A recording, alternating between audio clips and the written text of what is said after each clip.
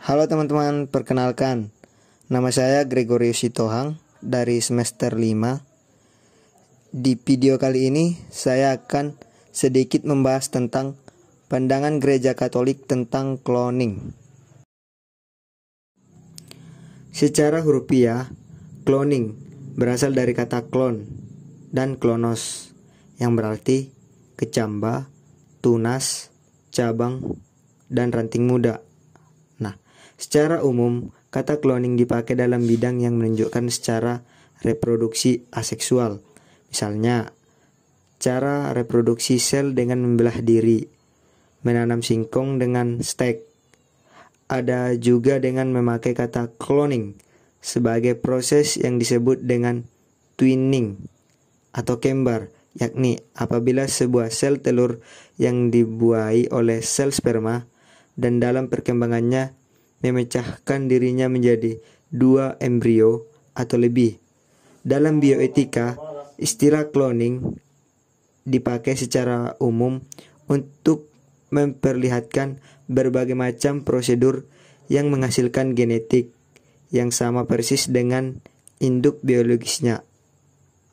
Dengan demikian, cloning dapat didefinisikan sebagai bentuk proses secara aseksual untuk memproduksikan dua atau lebih individu atau makhluk hidup yang identik secara genetik.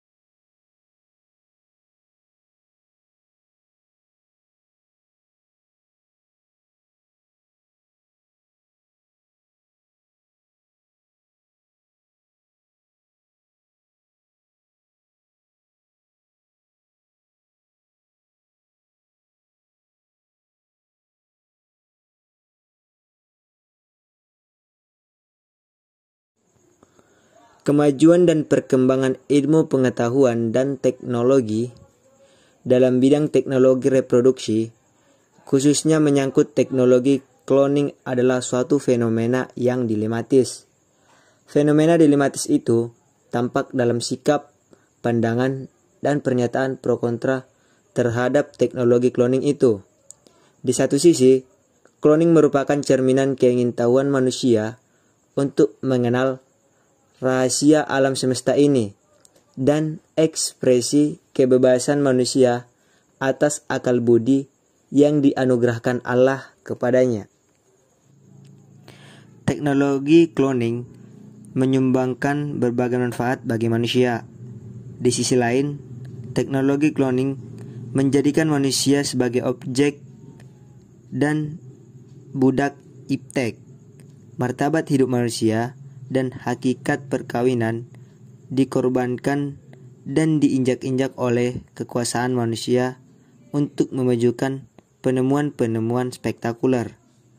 Lebih dari itu, cloning menimbulkan bencana yang melanda berbagai sektor kehidupan manusia, entah menyangkut personal atau kolektif, baik dalam aspek hidup bermasyarakat maupun aspek religionalitas. Pada dasarnya, cloning merupakan instrumentalisasi. Manusia diobjekkan dan dijadikan sebagai sarana uji coba untuk memajukan laju perkembangan iptek. Originalitas, martabat, dan hak hidupnya sebagai pribadi dilecehkan. Cloning manusia memiskinkan manusia karena hanya berasal dari satu gen saja. Kesuksesan teknik cloning menciptakan manusia tanpa mencampurkan gen pria dan wanita, dan tanpa melalui persetubuhan membuktikan bahwa gen manusia begitu terbatas. Dengan demikian, cloning melawan secara fundamental persatuan antara pria dan wanita dalam melahirkan seorang anak manusia di dunia ini.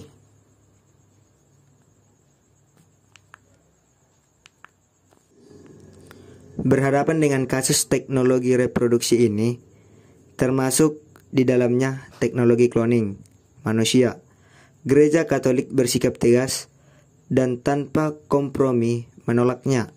Alasan penolakan Gereja Katolik terhadap teknik cloning manusia ini adalah: pertama, menyangkut martabat hidup manusia. Yang kedua, menyangkut hakikat perkawinan. Gereja Katolik tidak membiarkan kedua hal itu diinjak-injak oleh kecongkakan dan kerakusan manusia dalam memajukan iptek. Iman Gereja Katolik mendasarkan bahwa manusia adalah puncak, terdapat dalam Kejadian 1 ayat 1 sampai dengan 2, dan pusat terdapat dalam Kejadian 2 ayat 4b sampai dengan 25 sebagai ciptaan Allah. Nah, refleksi kritis terhadap pengadaan manusia secara kolonial ada dua. Yang pertama, hidup sebagai anugerah. Yang kedua, manusia diciptakan oleh Allah. Nah, hidup sebagai anugerah. Hidup merupakan anugerah Tuhan yang amat berharga dan bernilai. Hidup manusia berasal dari Allah. Hidup itu karyanya, gambar dan materinya, keikutsertaan dalam nafas kehidupannya. Oleh karena itu, Allah satu-satunya Tuhan hidup itu. Manusia tidak dapat memperlakukannya sesuka hatinya. Hidup manusia luhur, dan tidak ada satupun yang bisa menggantikan dan memberikan hidup. Itu terdapat dalam Markus 8 ayat 37. Agar manusia hidup, Allah memberikan dan menjamin segala hal bagi kelangsungan hidup manusia. Terdapat dalam Matius 6 ayat 25 sampai 32. Nah, ini mengungkapkan bahwa manusia tergantung secara total kepada penyelenggaraan Allah. Oleh karena itu, setiap umat manusia dipanggil untuk memelihara dan melindungi kehidupan manusia sebagai salah satu ungkapan rasa syukur atas anugerah tersebut. Nah, yang kedua, manusia diciptakan oleh Allah. Nilai tubuh manusia didasarkan pada iman bahwa Tuhanlah yang menciptakan tubuh manusia. Allah menciptakan manusia sebagai citranya dan memberikan kepada manusia martabat yang lebih tinggi daripada makhluk ciptaan lainnya. Karya penebusan yang dilakukan Allah melalui dan dalam putranya Yesus Kristus terhadap manusia menunjukkan besarnya cinta Allah bagi manusia. Penebusan itu tidak hanya ditunjukkan bagi jiwa, melainkan bagi manusia dalam totalitasnya. Hal ini menunjukkan bahwa manusia sangat berharga di mata Tuhan. Dalam peristiwa penebusan itu, Allah sendiri menjadi daging atau manusia. Sabda yang telah menjadi daging menyingkapkan nilai tubuh manusia yang pada masa eskatologis turut dibangkitkan. Nah, mungkin sekian video yang dapat saya sampaikan mengenai tentang pandangan Gereja Katolik tentang cloning. Saya ucapkan terima kasih.